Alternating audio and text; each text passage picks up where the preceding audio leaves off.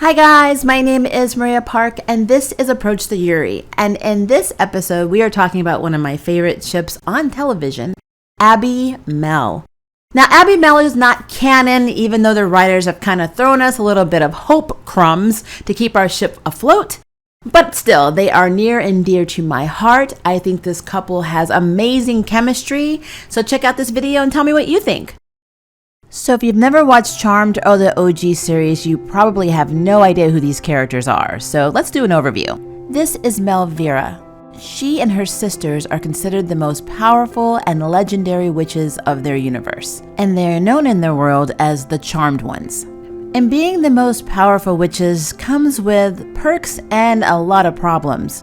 The perks are basically having amazing powers and being able to cast amazing spells. And one of the biggest problems they have is constantly being attacked by magical creatures and demons who want their powers and or want to kill them. And one of those major problems happened in season 1 through upper level demon Alistair Kane. Now Alistair is the father of full demon Hunter Kane, half human, half demon Parker Kane, who has his own drama with Charmed One Maggie Vera, and Abigail Jameson Kane, the daughter that Alistair fathered with this nut job, Francesca Jameson, and then would later abandon for not being a boy. It gets worse. When Abigail was an adult, she reached out to her father and he actually sent assassins to kill her. What a father of the year. Alistair would later be killed by Macy when she decided to become the source, for reasons, which to Abigail felt like murder because even though her father was a complete a-hole, she still felt a sense of loyalty because, hey, he was daddy. And so this would start a very interesting and dysfunctional relationship between Abigail and the Charmed Ones. I hope this recap helped because this actually is about Abby and Mel. But I wanted to give you some kind of background or exposition before we carried on. So, Abimel, let's discuss. Now I could discuss how Abigail first appeared in Charmed, like when she kind of tricked Macy into believing that she was full witch, or how she killed 2 witches at the beginning of season 2 because, hey, witches and demons were at war, or how she helped Macy get rid of her demon powers and then took them, which technically isn't stealing because, let's face it, Macy did put him in the throwaway box, and used these powers to become the demon overlord, something she would have never been able to accomplish while her father was alive because women were not allowed to become leaders in the demon world. But I'm not going to go into that. Instead, I'm going to talk about the relationship between Abigail and Mel. Now, Abigail and Mel started off as enemies. In fact, they really got on each other's nerves. What does our friend eat? Whatever's slowest. Probably her. See what I mean? But then something happened and the enemies became very quick frenemies, with Abigail even flirting a little bit. And then the frenemies quickly developed into friends, with Abigail not only helping the Charmed Ones all the time, but actually rescuing Mel on more than one occasion. Unfortunately, any hope that us Abimel fans held dear to our hearts that these two would actually get together was kind of dampened by Abigail not really being written in scenes with Mel. If she was in the series, it focused more on Macy's animosity for her or something about her traumatic backstory. The series also did a great job of making us see that Harry is the main character of the Charmed series, and not the Charmed Ones. Another roadblock to Abimel is the character of Ruby, a one-night stand that somehow became a very long-lasting U-Haul relationship. This is a character that's very sweet, but doesn't want anything to do with the magical world, which makes no sense because Mel is a Charmed One. But for some reason, everything that was developed between these two characters happened off-screen, and now they're a very happy, healthy couple. If you can really count that, because Ruby literally is only in 2 to 3 episodes a season.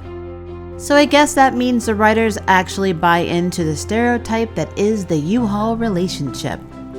But not all hope is lost. They have been giving us a little crumbs that maybe Abimel will become canon soon. We really see this in season 3 when Abigail is thrown by the Perfecti into the Tomb of Chaos, pretty much a magical prison for irredeemable magical creatures. Unfortunately, the Charmed One's human friend, Jordan, who happened to be with Abigail at the time of her being captured and sent there, was also sent into the Tomb of Chaos. And to get him released, the Charmed Ones had to go to trial with the Perfecti to prove that Abigail was redeemable. And since Abigail had no desire to defend herself, Maggie took it upon herself to slip Abigail a truth potion and then question her in front of the Perfecti. And due to this, all of us Abimel fans finally got the clarification we were hoping for. You've saved Mel's life a number of times. You could have left her for dead, but you didn't. Why? Because I care deeply about her. And if there's any chance she might ever feel the same about me, I have to fight my worst instincts and try to be the person she thinks I could be. Okay. But unfortunately, Mel is still in love with Ruby. But oddly, Mel never had the "I don't want to be with you" talk with Abigail. In fact, she never discouraged it at all. Throughout the rest of the season, you see that Abigail and Mel are very connected. She was Mel's time anchor when she went to get a piece of the source in the future. She also battled the Whispering Evil in the future alongside Mel, which, side note, where the heck was Ruby? When Mel was carrying her future baby, it was Abigail that was giving her a pep talk when Mel was freaking out over not being a good mother. And when Mel was unable to build the crib for the baby, it was Abigail and her sister that put the crib together for her. Please tell me you're not going to put our child in that death trap of a crib you're building. And when Abigail decided to go spend time with her sister and her niece, she went to say goodbye to Mel and asked her to send her pictures of both herself and the baby so that she knew they were both healthy. It was such a sad scene, and Abby looked like she wanted to say a lot more to Mel, but held back. Now, the reason we don't think as fans that this is a one-sided relationship is that Mel, in turn, told her that she could send her pictures or Abby could always come and visit her in the future. Which really is not something that someone should say when they're in a happy and healthy relationship with another woman. Just saying. But at the end of the day, us Abimel fans are at the mercy of the show's writers. But we can at least take comfort in the fact that they didn't kill Abigail off, and Mel still wants to see her in the future, so hey, she has an open invite to come back at any time. And there you have it, my take on Abimel. What do you think? Leave me a comment below and let me know. And if you haven't subscribed to Approach the Yuri, then it's very easy to do. Click here and here. And make sure the notifications say all so you know when I post. And make sure to follow us on our new Approach the Yuri Instagram account. Until next time, bye guys!